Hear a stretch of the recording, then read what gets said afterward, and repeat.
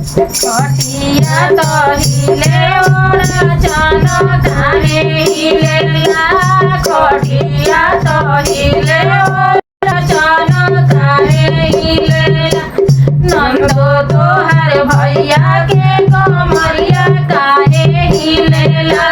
नंदो तोहर भैया के कमरिया काहे हिलेला जिया बोला